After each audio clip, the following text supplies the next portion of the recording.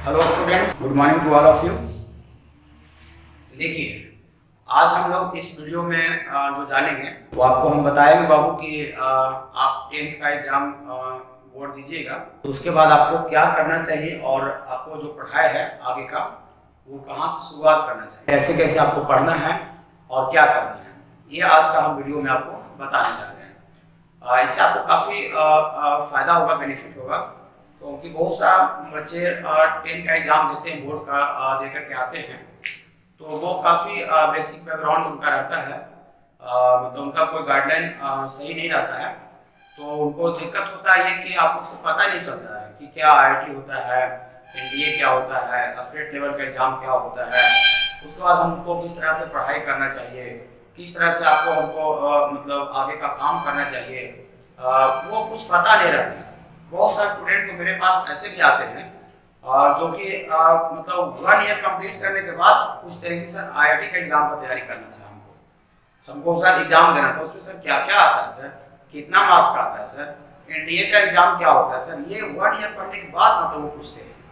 तो इसलिए बाबू हम ये वीडियो बनाने का मतलब सोचे हैं ताकि बच्चे को एक सही प्रॉपर गाइडलाइन मिल पाए और कोई भी बच्चा मतलब स्टार्टिंग एक बेटर तरीका से करे और सारा चीज़ को समझे, ठीक है ना। तो ये काफ़ी आपको हेल्पफुल होगा सारे बच्चों के लिए, ठीक ना। जिनको अभी पता नहीं है वो सारे बच्चे समझेंगे कि क्या क्या तैयारी करना है, कैसे पढ़ाई करना है। तो सबसे पहले बाबू हम शुरुआत ये करते हैं कि आप बहुत सारे स्टूडेंट ये भी होते हैं जो कि 10th तक पढ़ने में काफ़ी अच्छे होते हैं, मतलब उनका स्कूल लेवल तक जो परफॉर्मेंस होता है वो काफ़ी बेटर होता है, लेकिन वो जैसे आपका 10th का एग्जाम देते हैं तो वो डाइवर्ट हो जाते हैं, मतलब उधर अच्छे होते हैं और यहाँ पर वो मतलब अपना खराब कर देते हैं। इसका रीजन क्या है ना, इसका रीजन है कि जैसे जहाँ पर भी वो स्कूल वगैरह में होते हैं, चाहे कोचिंग होते हैं 10 लेवल तक, तो वो सबसे सीनियर पोजीशन पर होते हैं। जैसे क्या हुआ कि पहला 1 पढ़ा, 2 पढ़ा, 3 पढ़ा, 4 पढ़ा, तो 1 में था तो लग रहा था कि अरे अभी हम जूनियर हैं, 2 में भी जूनियर हैं, 3 में जूनियर हैं, फिर 4, 5, 6, 8 में जैसे जैसे वो आगे बढ़ने लगा तो उसको लगा, ऐसा फील होने लगा कि हम सीनियर हो गए हैं, सीनियर। और 10th तक जाते आते क्या हुआ कि वो जो सीनियर का जो पोजीशन था वो सबसे ऊपर लेवल में आ गया, क्या है कि वो स्कूल लेवल में है, स्कूल में है तो सबसे देख रहा है कि सबसे ज़्यादा हम सीनियर में हैं, हमसे नीचे तो हम जितना भी बच्चा है वो सब मेरा नीचे ही है। तो एक थोड़ा उस तरह का एटीट्यूड डेवलप हो जाता है, ठीक ना, पर्सनालिटी हो जाता है कि चलो भाई हम सीनियर 10th तक आ गए हैं। तो 10th का एग्जाम जब दिया तो 10th का एग्जाम दिया तो उसको ऐसा लगा कि मतलब हम बहुत कुछ अचीव कर लिए हैं, मतलब हमको अब कोई प्रॉब्लम नहीं है, मतलब जितना बचपन से वो स्ट्रगल कर रहा था और कोई बोर्ड लेवल का मतलब उस तरह का इंडिया लेवल का या फिर बिहार लेवल का मतलब उस तरह का एग्जाम में बैठा भी नहीं था और फर्स्ट टाइम वो बैठा, क्लियर हुआ, बचपन से मेहनत किया था, तो उसको ऐसा फील होना स्वाभाविक है, ठीक ना, ऑटोमेटिक है उसका फील होता है। तो बहुत सारे स्टूडेंट तो डाइवर्ट नहीं होते हैं, वो मतलब एक गोल बना के काम करते ही रह जाते हैं, लेकिन बहुत सा बच्चा डाइवर्ट हो जाता है, बहुत सा बच्चा डाइवर्ट हो जाता है। मतलब उसको लगता है कि मतलब सब कुछ आप अचीव कर लिए, सब कुछ पा लिए हैं, अब लगता है कि आगे कुछ नहीं है, और उसी के चक्कर में वो एक साथ पूरा मजा मस्ती करते रह जाता है। लेकिन ऐसा बात नहीं बाबू, आप 10th तक पढ़े हैं अच्छा से, बहुत अच्छा बात है, लेकिन आपका जो एक्चुअल जो पढ़ाई स्टार्ट होता है बाबू, एक्चुअल जो आपका कैरियर डेवलपमेंट के लिए, कैरियर बनाने के लिए, आपका जो कैरियर मेकिंग के लिए आपका जो क्लास मतलब जो स्टडी स्टार्ट होता है वो आपको 10th के बाद होता है, 10th के बाद। तो और बहुत सा ऐसा बच्चा है कि जो कि आपका 10th का एग्जाम दिया, बोर्ड दिया, अब बोर्ड दे करके पूरा 4-5 महीना घूमते रहता है, कभी चाचा के बेटा के शादी में जाएगा, कभी नानी घर जाके रहेगा, कभी दिल्ली घूम जाएगा, देहरादून जाएगा, मतलब 4-5 महीने ऐसे ही टाइम वेस्ट कर देता है। उसको आगे के बारे में पता ही नहीं रहता कि आगे कितना सिलेबस है, आगे का पढ़ाई कितना इंपॉर्टेंट है, क्या हम लोग पढ़ेंगे तो क्या अचीव होगा, इस पढ़ाई को हम लोग पढ़ के क्या मतलब फायदा होगा, ये कुछ पता नहीं रहता है, बस लगा कि यार आपको सब कुछ मिल गया, ठीक ना। तो इसलिए बाबू आपको मतलब स्टार्टिंग का 4-5-6 महीना उसी में आपको टाइम वेस्ट कर देता है, फिर 4-5 महीना बाद जब पूरा घूम फिर के आता है तो अब बोलता है कि सर हमको यही लेवल पढ़ना था, IIT की तैयारी करना था, NDA का तैयारी, तो वो काफ़ी टाइम तो लैप्स कर दिया बाबू सिलेबस में, तो प्रॉब्लम हो जाता है। तो इसीलिए बाबू आप 10th का एग्जाम दिए हैं, दीजिए, और उसके बाद तुरंत 5-10 दिन आप रिलैक्स होइए और रिलैक्स होकर के तुरंत आपको पढ़ाई स्टार्ट कर देना है, ठीक है। एक बात और, बिहार बोर्ड से जो बच्चे जो पास आउट होते हैं बाबू, जो मैट्रिक का एग्जाम 10th बोर्ड जो पास आउट होते हैं, तो उनका एक और प्रॉब्लम क्या होता है ना, उनका एक और प्रॉब्लम होता है, उनको अंदर से डर जैसा लगता रहता है कि यार हम हिंदी मीडियम से पढ़े हैं, अब हमको क्या होगा, कैसे यहाँ पर पढ़ाई करेंगे, यहाँ तो सारा मतलब जितना किताब वगैरह देख रहा है सब इंग्लिश में दिखता है, उसको लिखा होगा, तो उसको एक काफ़ी डर होता है कि यार हम ये सब पढ़ाई कैसे करेंगे। और बहुत सा बच्चा वही डर को लेकर के क्या समझ लेता है कि नहीं सर हमको हिंदी मीडियम नहीं पढ़ना है, इंग्लिश मीडियम सर संभव नहीं है, ऐसा उसको लगता है। लेकिन बाबू ऐसा कुछ होता, दिक्कत नहीं है। आपको जो बच्चे बिहार बोर्ड से पढ़े हैं उनको बस पेशेंस रखना है और ज़्यादा दिन तक वेट नहीं करना है। बस आपको 15 दिन 20 दिन का दिक्कत होगा, उसमें आपको कुछ टर्म आपका करेक्शन हो जाएगा, फिजिक्स का, केमिस्ट्री का, मैथ का, तो वो आप देखिएगा कि बार बार वही टर्म आपको यूज हो रहा है। तो आपको कोई डरने का जरूरत नहीं। सपोज करते हैं कि हम एक एग्जाम्पल के थ्रू आपको बताना चाहते हैं। जैसे आपसे मान लेते हैं कि बहुत कोई लो लेवल का आदमी कचरा चुन रहा है, ठीक है, जो बोतल वगैरह चुनता है ना, वो आपका है, रोड पर जा रहा है, हमको कुछ घाव वगैरह हुआ है या फीवर लगा हुआ है, और हम उससे पूछे कि भैया आपको फीवर लग गया है, तबीयत खराब है, कहाँ जाए, तो बोलेगा हमसे कि भैया डॉक्टर के पास जाइए। और तुरंत हम पूछ दे उससे कि ये डॉक्टर का हिंदी क्या है, डॉक्टर का हिंदी, ठीक है, बोले डॉक्टर का हिंदी पागल हो क्या, ठीक है, डॉक्टर के पास जाओ, ऐसा बोलेगा हमको। इसलिए उसको भी पता नहीं है कि डॉक्टर जो है उतना जो लो लेवल का आदमी है उसको भी पता नहीं है कि डॉक्टर इंग्लिश वर्ड है, कि डॉक्टर उर्दू वर्ड है, कि डॉक्टर जर्मन वर्ड है, कि फ्रेंच है, चाइनीज है, कुछ उसको पता नहीं है। बस वो उसका मीनिंग समझ रहा है, उसका मतलब समझ रहा है कि जो सुई दवाई करता है, जो बुखार लगने पर, कहीं कटने छटने पर, कटने फटने पर जो हम देखता है उसको बस डॉक्टर बोलते हैं। सिंपल बात समझिए, उसको कुछ पता नहीं है। तो वही बात बाबू आपको मान लेते हैं कि कुछ मैथ में सपोज करते हैं टर्म यूज होगा, फिजिक्स में आपका कुछ टर्म यूज होगा, केमिस्ट्री में यूज होगा, टर्म आपका इंग्लिश वाला टर्म यूज होगा, तो उसका हिंदी जानने का प्रयास नहीं करना है, उसका मतलब समझना है। जैसे सपोज करते हैं कि आपको हम बेसिक में पढ़ाएंगे, मॉडुलस फंक्शन पढ़ाएंगे, सपोज करते हैं, या लॉगरिथम पढ़ाएंगे, स्क्वायर रूट पढ़ाएंगे, इंटरवल पढ़ाएंगे, तो बहुत से बच्चे जो बिहार बोर्ड से पढ़ के आते हैं तो उसका हिंदी डिक्शनरी से खोजना चालू कर देते हैं, ठीक है, उनको लगता है कि इसको हम हिंदी में समझेंगे। नहीं, आप बस मॉडुलस फंक्शन, जैसे मॉडुलस को बोला, स्क्वायर रूट बोला, तो आप उसका सिर्फ मीनिंग समझिए, उसका मतलब क्या है, मॉडुलस बोलते किसको है, स्क्वायर रूट का क्या मतलब होता है, उसका हिंदी का कोई मतलब नहीं। ऐसा थोड़ी कि आप ट्रांसलेशन पढ़ रहे हैं कि आपको कहीं दूसरा जगह कहीं जाइएगा तो आपको उसको मतलब इंग्लिश में दिया हुआ है तो हिंदी उसका लिखना आएगा, चाहे उर्दू लिखना आएगा, संस्कृत में लिखना आएगा, ऐसा कुछ नहीं है। तो सिर्फ उसका मीनिंग आपको समझना है। जो बच्चे बिहार बोर्ड के हैं स्पेशली, उसका सिर्फ आपको मतलब समझना है, मीनिंग समझना है। तो मीनिंग समझिएगा, फिर भी थोड़ा दिक्कत होगा, लेकिन आपको ज़्यादा दिन तक प्रॉब्लम नहीं होगा, मतलब वो आपको 10-15 दिन प्रॉब्लम आपका होगा, इससे ज़्यादा आपको बहुत दिक्कत नहीं होगा। तो घबराने का बहुत जरूरत नहीं है। और आप मैट्रिक पास किए हैं, उसके बाद तुरंत आप पढ़ाई स्टार्ट कीजिए एक गोल बना करके। और अब हम लोग ये बताने जा रहे हैं कि आपको जैसे आप पढ़ाई स्टार्ट कीजिएगा 11th का मतलब मैट्रिक पास करके, तो हम मैथ्स के बारे में बता रहे हैं कि मैथ्स में आपको कितना पढ़ाई करना है, कौन कौन सा बुक है और आपको पढ़ाई कहाँ से स्टार्ट होगा, ठीक है, ये आपको जानना है। फिर हम और ये भी बताएंगे कि इसके बाद आपको नोट्स वगैरह कैसे बनाना है, ठीक है ना। देखिए आपको बाबू, जैसे हम आपको 10 पास की बाबू, 10 पास मैट्रिक का एग्जाम दिए 10 पास, तो उसके बाद हम लोग ये 11th में आपको 11th का ये देखिए, जो 11th का जो मैथ्स में आपका जो बुक पढ़ना है बाबू, मैथ्स का जो आपका बुक पढ़ना है बाबू, बुक्स, ये 11th में मैथ्स का 3 बुक पढ़ना है बाबू। सबसे पहला आपका जो बुक पढ़ना है, इसका नाम है आपका ट्रिग्नोमेट्री, इसका नाम है बाबू आपका ट्रिग्नोमेट्री। ट्रिग्नोमेट्री पढ़ना, ट्रिग्नोमेट्री सबसे फर्स्ट बुक, ट्रिग्नोमेट्री पढ़ना। और इसके बाद जो दूसरा आपका जो बुक पढ़ना है बाबू, ये आपका है अलजेब्रा। और तीसरा आपका जो बुक पढ़ाई करना है बाबू, इसका नाम है कोऑर्डिनेट ज्योमेट्री।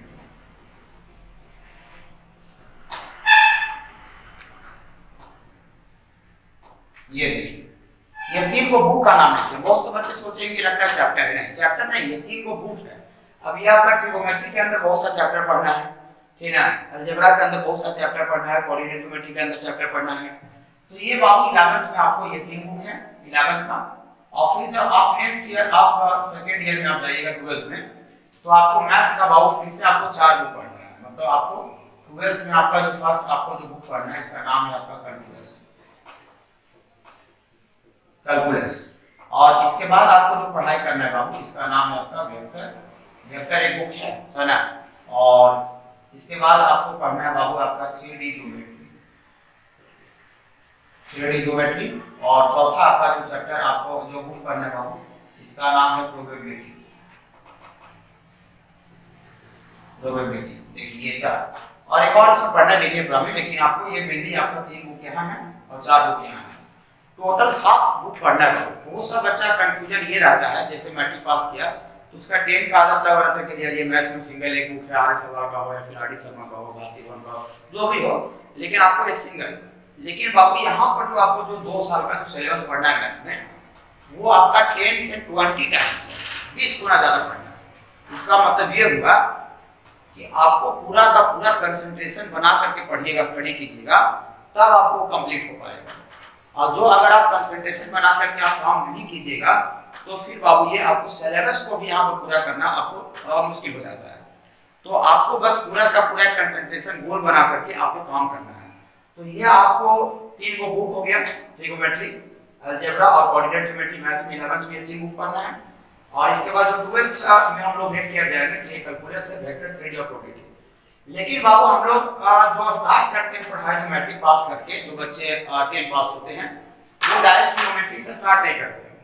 सबसे पहले जो स्टार्ट होता है बाबू जो आपका पढ़ाई मैथ का, वो बेसिक मैथ से होता है। बेसिक मैथ बोलिएगा, कुछ बच्चे को लग रहा होगा कि सर बेसिक मैथ में, बहुत सारे स्टूडेंट क्या सोचते हैं कि बेसिक मैथ का मतलब लगता है कि 9-10 का सब पढ़ाएंगे। नहीं, 9-10 का नहीं पढ़ाएंगे। बेसिक मैथ का मतलब हुआ कि आपको जो पूरा 11th और 12th पढ़ने में जो बीच बीच में जो यूज आएगा, जो बीच बीच में जो बात आपको आएगा, वो पूरा स्टार्टिंग में आपको बता दिया जाता है, ताकि आपको बीच में कुछ भी आपको यूज हो रहा है तो आपको कोई प्रॉब्लम क्रिएट नहीं हो। ठीक है ना। तो ये आपको यहाँ तक ये बुक में लिखने के बाद आपको हम बताते हैं कि हम लोग मतलब बेसिक मैथ में हम लोग कौन कौन सा टॉपिक पढ़ेंगे और शुरुआत हम लोग कैसे करेंगे। देखिए ये आपको देखिए बेसिक मैथ। बेसिक मैथ में बाबू सबसे जो पहला आपको जो टॉपिक स्टार्ट किया जाएगा बाबू मैथ में, वो आपका है नंबर सिस्टम। नंबर सिस्टम आपको 9-10 में भी आपको जानते हैं बाबू, ठीक है। इसके बारे में थोड़ा सा एक बार और यहाँ पर रिवाइज हम करवा देंगे, ताकि बीच बीच में कुछ भी आए तो आपको थोड़ा सा भी दिक्कत नहीं हो, ठीक है। Number system. और दूसरा आपका जो टॉपिक हम पढ़ाएंगे बाबू, इसका नाम होगा मॉडुलस फंक्शन। Modulus function. और तीसरा आपका जो टॉपिक आपको जो पढ़ाएंगे बाबू, इसका नाम है बाबू आपका, ये टॉपिक होगा स्क्वायर रूट। ये तीसरा टॉपिक होगा स्क्वायर रूट। और चौथा आपका जो ये टॉपिक जो पढ़ाएंगे बाबू, इसका आपका नाम होगा इंटरवल। और पांचवा आपका जो टॉपिक हम पढ़ाएंगे बाबू, ये आपको होगा लॉगरिथम। और ये 6 नंबर आपको जो चैप्टर हम पढ़ाएंगे, इसका नाम होगा बाबू इनइक्वालिटी। और इसके 7 नंबर आपको चैप्टर जो सारे टॉपिक को पढ़ाएंगे, इसका नाम होगा सम प्रॉपर्टी यूजिंग नंबर्स। ये देखिए, ये इतना टॉपिक बाबू आपको बेसिक में पढ़ना है, ठीक है। ये आपको इतना पूरा पढ़ने के बाद ये हम लोग 11th का पढ़ाई स्टार्ट करेंगे IIT के लिए और NDA के लिए, ठीक ना। इसमें आपको ये सब पढ़ने से फायदा क्या होगा कि आपको बीच बीच में कुछ भी थोड़ा मोड़ा भी यूज आएगा, कहीं भी कुछ भी एप्लीकेशन होगा, तो आपको पूरा होल मैथमेटिक्स में थोड़ा सा प्रॉब्लम नहीं होगा। ओके, इसमें आपका जो सारा टॉपिक इंपॉर्टेंट है, लेकिन इसमें जो सबसे मोस्ट इंपॉर्टेंट आपका जो टॉपिक है, ये आपका मॉडुलस है बाबू, और ये आपका लॉगरिथम है और इनइक्वालिटी है। ये आपका 3 वो आपका मोस्ट इंपॉर्टेंट टॉपिक है। मतलब लॉगरिथम तो आपको ऐसा टॉपिक है बाबू, लॉगरिथम कि जो कि आपका हमको लगता है कि पूरे यहाँ मैथ में 40-45 चैप्टर जो पढ़ना है, उसमें आपको लगता है सिर्फ 5-6 चैप्टर में आपको छोड़ दीजिए तो हर एक जगह पर आपका लॉग इन्वॉल्व किया जाएगा। लॉगरिथम, लॉग, ये आपका लॉग का यूज फिजिक्स में भी होगा और केमिस्ट्री भी होगा और मैथ में तो खैर ये है ही, और पूरा यूज होगा। तो आप विदाउट लॉगरिथम आप पूरा होल मैथमेटिक्स को आप समझ नहीं सकते, पढ़ नहीं सकते हैं। और मॉडुलस भी काफी इंपॉर्टेंट है। मॉडुलस में पूरे मतलब होल मैथमेटिक्स में कहीं पर भी बीच में आपको आ सकता है, और इनइक्वालिटी भी आपको कहीं भी आ सकता है। ये क्या होता है कैसे होता है तो हम लोग जब पढ़ाई करेंगे फिर टॉपिक को हम लोग समझेंगे, लेकिन ये आपको बाबू सबसे पहले बेसिक मैथ आपको पढ़ना जरूरी है। बेसिक मैथ पढ़ने के बाद बाबू हम लोग ट्रिग्नोमेट्री स्टार्ट करेंगे, लेकिन इसको बाबू ये 1 मंथ का क्लास होगा। ये जो टोटल आपका 7 टॉपिक जो आप देख रहे हैं ये 1 मंथ का क्लास होगा। इसको पूरा पढ़ने में बाबू 1 महीना से थोड़ा मोड़ा ज़्यादा भी लग सकता है, 1 महीना 5-10 दिन लगेगा, लेकिन इसको बाबू हम लोग पढ़ने के बाद ही हम लोग आगे का काम करेंगे। इसमें सबसे मोस्ट इंपॉर्टेंट टॉपिक बाबू लॉगरिथम है, मॉडुलस और इनइक्वालिटी, मतलब इसके बिना बाबू आगे आप पढ़ाए पॉसिबल नहीं है।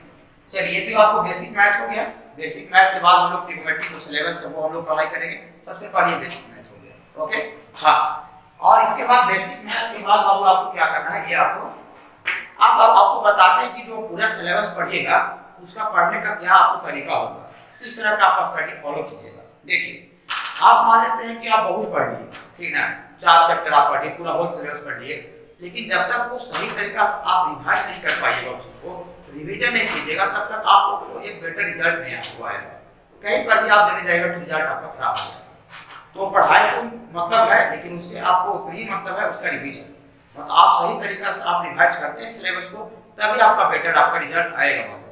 तो रिवीजन के लिए आपको क्या करेंगे, वो कैसे हम लोग फॉलो करेंगे, देखिए वो बताते हैं। देखिए ये आपका बेसिक मैथ में इतना टॉपिक पढ़ेंगे हम लोग मैथ में, ठीक है, उसके बाद हम लोग ट्रिग्नोमेट्री पढ़ेंगे। देखिए इसके बाद बाबू हम आपको कैसे चैप्टर वाइज पूरा होल सिलेबस में हम काम करेंगे ये देखते हैं। देखिए सबसे पहले बाबू आपको हम जो चैप्टर वाइज जो फिजिक्स केमिस्ट्री मैथ आपको जो पढ़ाया होगा बाबू, इसका आप शॉर्ट नोट्स बनाएं। शॉर्ट नोट्स चैप्टर वाइज जो पढ़ाई होगा, फिजिक्स हो या फिर केमिस्ट्री हो या मैथ हो, या फिर आप बायो के स्टूडेंट हैं तो आपका बायो हो सकता है, ठीक ना, तो शॉर्ट नोट्स बनाएं। शॉर्ट नोट्स में कैसे करेंगे क्या करेंगे, देखिए सबसे पहले बाबू पतला पतला 3 डायरी लेंगे, 3 डायरी लेंगे पतला पतला पतला पतला बाबू हम लोग 3 डायरी लेंगे, 3 डायरी लेंगे पतला पतला, ज्यादा मोटा नहीं लेना है, 50-60 पेज का लेना है, 70-80 पेज का, ठीक है। देखिए ये 3 आपको डायरी होगी, डायरी नंबर 1 और फिर डायरी नंबर 2 और डायरी नंबर 3, अगर आप फिजिक्स केमिस्ट्री मैथ है या फिर आपका फिजिक्स केमिस्ट्री और आपका बायोलॉजी। देखिए डायरी में क्या करना है बाबू, जैसे आपको कोई चैप्टर सपोज करते हैं, कोई टीचर पढ़ाया, ठीक है, कोई भी चैप्टर हम सपोज कर लेते हैं, जैसे मान लेते हैं कि आपको हम मैथ का आपको हम ट्रिग्नोमेट्री का चैप्टर आपको मेजरमेंट ऑफ एंगल पढ़ाए, या फिर ट्रिग्नोमेट्रिक फंक्शन पढ़ाए, या फिजिक्स का कोई टीचर आपको चैप्टर पढ़ाया वेक्टर पढ़ाया, या फिर केमिस्ट्री का कोई चैप्टर आपको पढ़ाया, तो उसको क्या करना है पूरा पढ़िए। जैसे आपको टीचर नोट्स दे रहा है वो बनाइए अच्छा से, जो थ्योरी लिखवा रहा है उसको आप पढ़िए, जो असाइनमेंट आपको दे रहा है डिटेल्स में वो आप पढ़िए, अच्छा है। लेकिन जब वो चैप्टर कंप्लीट हो जाए तो उसका जो सार होता है डिस्कस, ठीक है, मतलब उसका पूरा निचोड़ निकाल लीजिए, ठीक है, मतलब उसका शॉर्ट नोट में जो उसमें इंपॉर्टेंट जो बात था, जो इंपॉर्टेंट पॉइंट था, जो फार्मूला था, वो एक पतला सा डायरी में आप एक अलग से, मतलब डायरी जो लिए है उसमें आप चैप्टर वाइज लिखते चले जाइए। फिजिक्स में भी वही काम करना है, केमिस्ट्री भी, मैथ में। इससे क्या फायदा होगा, जैसे आप ये पूरा 2 साल का सिलेबस पढ़िएगा तो उसके बाद आपका एग्जाम होगा, आईआईटी का एग्जाम, फिर एनडीए का एग्जाम, या फिर 12th बोर्ड दीजिएगा, तो उसमें आप पूरा सिलेबस जब आपका पूरा कंप्लीट हो जाएगा तो इतना आपका बहुत सा मैथ का हो जाएगा, इतना फिजिक्स का, इतना केमिस्ट्री का हो जाएगा, इतना असाइनमेंट मैथ का हो जाएगा, तो उतना आपको पूरा रिवाइज करना एट ए टाइम या फिर बहुत कम टाइम बहुत मुश्किल हो जाएगा, काफी डिफिकल्ट हो जाएगा। जैसे सपोज करते हैं कि हमको कल एनडीए का एग्जाम देना है, या फिर कल हमको आईआईटी का एग्जाम देना है, अब उसको हम चाहते हैं कि उसकी जो आज जो रात है कल एग्जाम देने जाना है, तो प्रीवियस नाइट, मतलब हम लोग चाहते हैं, कोई भी चाहेगा, मतलब हम लोग को पूरा फिजिक्स रिवाइज करना है या केमिस्ट्री रिवाइज करना पूरा मैथ, तो कहाँ से इतना असाइनमेंट कहाँ से देखेंगे, क्या देखेंगे, ठीक है। वो आपको जो शॉर्ट नोट्स आप बनाए हैं वो शॉर्ट नोट्स आप फटाक से ऐसे लेते जाइए, एक एक चैप्टर बाद आपको जिसमें जो मेन पॉइंट वो कंप्लीट हो जाएगा। ये आपको लास्ट का एग्जाम जो आपको फाइनल जो होगा उसमें आपको ये शॉर्ट नोट्स काफी आपको हेल्प करेगा। प्लस यहाँ पर आपको मान लेते हैं कि आपको टेस्ट हो रहा है, आप कहीं टेस्ट भी ज्वाइन किए, वहाँ पर आपको 3 चैप्टर का टेस्ट आ रहा है, फिर एक चैप्टर कोई भी चैप्टर आ रहा है, या फिर 5 चैप्टर एक साथ आ रहा है, तो 5 चैप्टर को आप मान लेते हैं कि एग्जाम में पहुँचने वाले हैं, आपका 10 बजे से एग्जाम है, सुबह उठ के 4 बजे, तो 4 बजे से पूरा एक बार खोल करके आप शॉर्ट नोट्स को देखिएगा, शॉर्ट नोट्स को आप उलटिएगा तो काफी कम टाइम में पूरा सिलेबस को कवर किया जा सकता है। वैसे आप शॉर्ट नोट्स नहीं बनाइएगा तो पता नहीं चलेगा कि आप कॉपी में इंपॉर्टेंट पॉइंट कहाँ था, कहाँ पर कौन सा फार्मूला था, कौन फार्मूला ज्यादा मतलब इंपॉर्टेंट था, यूजफुल था, वो आपको समझ में नहीं आएगा। तो ये बाबू आपको एक बेटर करने के लिए, अच्छा रिजल्ट देने के लिए ये आपको शॉर्ट नोट्स बनाना बाबू जरूरी है चैप्टर वाइज। तो सबसे पहले ये 3 डायरी लेना है और 3 डायरी में आपको चैप्टर वाइज उसको बनाते चलिए और बीच बीच में जब भी टाइम मिले, जैसे कब खाली टाइम मिला लो उसको थोड़ा सा देख लेते हैं, पहला चैप्टर में क्या लिखा, दूसरा चैप्टर, उससे उसका पूरा बात भी आपको कंप्लीट हो जाता है, ठीक है। ये आपको इसका फायदा आपको जब टेस्ट की ज्वाइन कीजिएगा या फिर यहाँ पर कहीं क्लास का टेस्ट दीजिएगा जो यहाँ पर होता है, और उसके बाद या तो फिर फाइनल आपका लास्ट में जो एग्जाम देने जाइएगा तो उस समय आपको काफी ये मदद करेगा। या फिर आपको ऐसा भी होगा कि हमको एनडीए का सेंटर दे दिया है, कोलकाता दे दिया है या फिर पटना दे दिया, रांची दे दिया, अब वो 5-6 घंटा हमको जाने में टाइम लगेगा, तो ट्रेन पर जा रहे हैं तो बाई बस जा रहे हैं तो फिर क्या क्या कीजिएगा, ऐसी बोरिंग होकर तो नहीं जाएगा, तो वहाँ पर ये क्या कीजिए, बैग में डाल दीजिए फिजिक्स केमिस्ट्री मैथ का या फिर फिजिक्स में बायो का आपका नेट का स्टूडेंट है तो, और उसको आप आराम से थोड़ा जितना भी टाइम मिला या फिर कुछ ऐसा लग रहा है, कुछ पॉइंट ऐसा है जो कि आपको लग रहा है कि इसको बार बार हम देखते हैं कि बार बार दिमाग से उतर जाता है, भूल जाते हैं, ऐसा बहुत सा पॉइंट होता है बाबू आपको ये सब्जेक्ट में, और हर एक सब्जेक्ट में होता है जो कि आपको लगेगा कि आपको उसको देखिए और बार बार वो दिमाग से उतर जा रहा है, थोड़ा मतलब वो मतलब भास टाइप का लगता है, ठीक है, क्रिटिकल टाइप का दिखता है, वो दिमाग से उतर जाता है, तो वो आप मतलब लास्ट टाइम में आप उसको देख लीजिए शॉर्ट नोट से, ठीक है ना। तो ये आपको शॉर्ट नोट्स बनाना है, शॉर्ट नोट्स बनाना है, ये काफी इंपॉर्टेंट होगा आपको रिजल्ट में, ठीक है। तो ये आपको शॉर्ट नोट्स हो गया और इसके बाद आपको क्या करना है बाबू कि आपको जो टीचर आपको जो असाइनमेंट प्रोवाइड करेगा, स्टडी मटेरियल प्रोवाइड करेगा, उसको पेशेंस रख के बनाना। बहुत सा बच्चा क्या होता है ना, मतलब पेशेंस खो देता है, घबरा जाता है, तो आप अगर पेशेंस खो दीजिएगा बाबू तो आपका रिजल्ट नहीं होगा। यहाँ पर आपको 2 साल का सिलेबस काफी पढ़ना है और इसमें आपका पेशेंस भी चेक होगा, लास्ट तक को खाली डट करके काम कर दिया, पढ़ लिया तो उसका अच्छा हो जाएगा। लेकिन बहुत सा बच्चा 2-3-4 चैप्टर एक आध चैप्टर मान लेते हैं, कुछ वैसा फिजिक्स केमिस्ट्री मैथ आपका होगा तो कुछ चैप्टर आपको बीच में भास्ट भी हो सकता है, मतलब डिफिकल्ट लग सकता है आपको कि यार ये हमको समझ में नहीं है, तो उस समय आपको अपना बैलेंस बना के रखना है, ये नहीं कि थोड़ा सा बीच में आपको एक चैप्टर टफ लगने लगा, चाहे तो हमको मान लेते हैं आदि हमको न्यूमेरिकल नहीं बना, चाहे का चैप्टर का हमको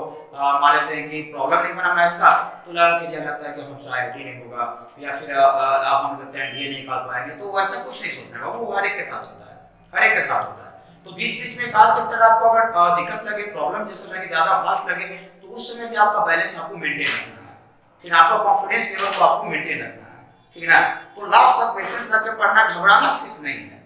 ठीक है ना। तो आप परेशान हो जाएंगे, घबरा जाएंगे तो फिर आपको रिजल्ट नहीं हो पाएगा। एक पेशेंस रख के पढ़ाई कीजिए, जो भी आपको ऑल ओवर इंडिया में जो रिजल्ट अच्छा करता है देता है, ठीक है ना, वो मतलब एक पढ़ाई तो करता ही मन लगा के, लेकिन वो साथ ही साथ पेशेंस भी रखता है, उसको भी ऐसा नहीं कि उसको परेशानी नहीं आता होगा, उसको भी परेशानी आता है, उसको भी प्रॉब्लम होता है, वो भी जूझता है, उससे भी प्रॉब्लम नहीं बनता है, लेकिन उस चीज को सहता है, टीचर से वो ऑपरेशन मतलब टीचर से हेल्प लेता है, बात करता है, मोटिवेशन लेता है, वो आपको मतलब हिम्मत नहीं होना है, सिंपल सी बात समझिए। तो जो चैप्टर आपको जैसे जैसे जो पढ़ाई होगा बाबू वैसे आपको उसको मन लगा के पढ़ते जाना है, और जो आपको दिक्कत होगा, कहीं मान लेते हैं कि कुछ टॉपिक आपका क्लास में हुआ, वो टॉपिक हमको समझ में नहीं आया या फिर कुछ आपको क्वेश्चन दिक्कत है, तो आप वो टीचर जो आप जहाँ पर फिर फिजिक्स केमिस्ट्री आप मैथ पढ़ रहे हैं वो टीचर से आप मिलते रहिए, रेगुलर टीचर के कांटेक्ट में रहिए, टच में रहिए, तो एक अच्छा किया जा सकता है। और जैसे आप 10 पास किए तो आप बिना देर किए हुए आप पढ़ाई को सीधा स्टार्ट कर दीजिए, ताकि बाबू एक यहाँ पर इतना बड़ा सिलेबस है कि टाइम को पूछ कीजिएगा तो फिर प्रॉब्लम हो जाएगा, और एक प्रॉपर गाइडलाइन के साथ आपको तैयारी करना है, मेहनत करना है, ठीक है ना। और बहुत सारे बच्चे ये भी सोचते हैं स्टार्टिंग में से बुक का, अब बुक का सिलेक्शन हम कैसे करें, स्टडी मटेरियल क्या होना चाहिए, तो यहाँ पर देखिए मार्केट में बहुत ज़्यादा बुक अवेलेबल है IIT के लिए या फिर कोई अदर स्टेट एग्जाम के लिए, मतलब बच्चा कंफ्यूज हो जाता है। तो आपको कुछ नहीं, एक आपको मार्केट का एक ढंग का बुक रखना है, जैसे मान लेते हैं मैथ है तो अरिहंत पब्लिकेशन का एक बुक साइड से रखिए, ठीक है, और फिजिक्स का भी आप अरिहंत पब्लिकेशन का रखिए, और एक जो टीचर आपका जो नोट्स दे रहा है वो टीचर का नोट्स आप और एक मार्केट का ये आप करते जाइए। आप ऐसा होता है कि बहुत सा बच्चा 5-10 बुक एक ही मतलब खरीद के लेके आ गया और उस सब में बुक में कंफ्यूज हो गया बच्चा,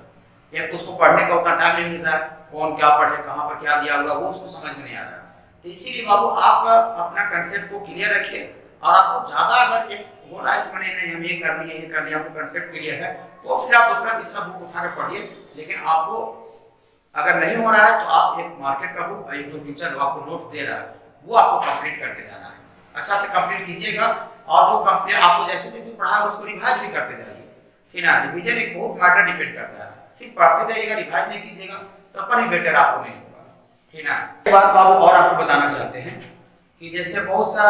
बच्चा एडमिशन लिए, ठीक ना, मतलब फिजिक्स केमिस्ट्री मैथ का कुछ अच्छे टीचर को लेकर के एडमिशन लिए और वो फिर थोड़ा दिन कुछ दिन पढ़े और उनको लगता है कि मतलब लगता है कि न्यूमेरिकल नहीं बन रहा है या फिर मैथ का क्वेश्चन नहीं बन रहा है, तो लगता है कि पता नहीं कि ये लगता है कि सर में प्रॉब्लम है, टीचर खराब पढ़ा रहे हैं। ऐसा नहीं बाबू, ये मतलब पढ़ाई इस तरह का, आप मेहनत कीजिएगा तभी इस पर आपको कमांड हो जाएगा होगा। मतलब आपको टीचर अगर 2 घंटा आपको अगर काम कर रहा है, 2 घंटा क्लास ले रहा है, तो सीधा इसका डबल कर दीजिए, डबल से भी आपको 2.5 गुना कर दीजिए। मतलब इसका मतलब ये हो कि आपको अगर 2 घंटा का क्लास लिया है टीचर, तो आपको 4-5 घंटा उस पर काम कीजिएगा, टाइम दीजिएगा, तब वो जाके आपको कंप्लीट होगा। तो बार बार मतलब टीचर नहीं बदलना है, या फिर कोई बच्चा इंस्टीट्यूट में एडमिशन लिया तो कभी के यहाँ चल गया, 2 महीने के लिए वहाँ चल गया, 1 महीने के लिए यहाँ चल गया, 1 महीना घर चल गया, तो बाबू इससे भी आपको गड़बड़ है। एक जगह आप अच्छे इंस्टीट्यूट का अच्छा टीचर का सिलेक्शन कीजिए और वहाँ पर आप एक मन लगा पढ़ाई कीजिए, आप सेल्फ स्टडी कीजिएगा, वही सबसे ज़्यादा बेटर होगा। और मोबाइल से बाबू आपको जो अभी मतलब सोशल मीडिया है उससे आपको थोड़ा कॉन्टेक्ट हटाना है, क्योंकि मान लेते हैं कि आप जब भी आप टेबल पर बैठिए मतलब पढ़ने के लिए, तो सीधा मोबाइल को दूर रख दीजिए, ठीक ना। इससे क्या होगा कि बार बार आपको मान लेते थोड़ा सा प्रॉब्लम बना रहे हैं और नहीं बन रहा है, तो फिर आप सब मोबाइल उठा लीजिएगा और उसमें कुछ मान लेते वीडियो खुल गया, रील्स का वीडियो खुल गया, उसमें मान लेते 10-15-20 मिनट कैसे टाइम चला गया आपको पता नहीं चला, तो आपको 1 घंटा टाइम कैसे चल गया पता नहीं चलेगा। तो उससे बाबू थोड़ा सा आपको दूरी बनाना बहुत जरूरी है अभी के समय में, कहा कि अभी जो भी बच्चा का पढ़ाई जो खराब हो रहा है या नहीं पढ़ पा रहा है, वो मोबाइल में ही डूबा हुआ है, मोबाइल में लगा हुआ है। तो इसीलिए आपको उस पर कमांड कंट्रोल करना जरूरी है। जब भी आप स्टडी की उसका यूज कीजिए, लेकिन सही इस्तेमाल कीजिए। मतलब हम अगर 2 घंटा लगातार पढ़ लिए, 3 घंटा 3 आवर लगातार पढ़ाई कर लिए, तो 5-10 मिनट के लिए अगर हम उसमें कुछ इंटरटेनमेंट के लिए काम करते हैं तो कोई प्रॉब्लम नहीं है। लेकिन आप बगल के मतलब टेबल पर बैठे हैं और वहाँ पर आप मतलब मोबाइल के बगल में रखे हुए, तो ऑब्वियस बात है कि आपको क्वेश्चन नहीं बनेगा, तो फिर आप उसको उठाइएगा, दिमाग भट गया तो उठा लिया, उसमें आपको 2-3 घंटा टाइम चला गया। तो इसीलिए बाबू एक उस पर भी आपको कमांड करना जरूरी है, यहाँ से हो जाएगा। मतलब आप उसका सही इस्तेमाल कीजिए। तो और बार बार आपको टीचर इंस्टीट्यूट बदलना नहीं है, एक सही मतलब आप प्रॉपर तरीका से आप पहचान करके इंस्टीट्यूट को आप सिलेक्शन करके और टीचर को आप एक मन लगा कर पढ़िए बाबू, ठीक ना। बाकी आपका अच्छा से काम कीजिए और बीच बीच में कहीं भी आपको कॉन्फिडेंस लूज होता है या फिर प्रॉब्लम जैसा रहेगा, तो आप टीचर जहाँ पर जा रहे हैं उससे आप थोड़ा बातचीत कीजिए कि सर कैसे करें, सर क्या होगा, सर ये थोड़ा सा प्रॉब्लम हो रहा है। तो बीच बीच में आपको उससे भी आपको इंकरेज आपको मतलब मिलेगा, आपको मतलब कॉन्फिडेंस आएगा और आपको घबराने की जरूरत नहीं है। तो बिना टाइम वेस्ट हुए आप सीधा पढ़ाई स्टार्ट कीजिए। All the best, thank you.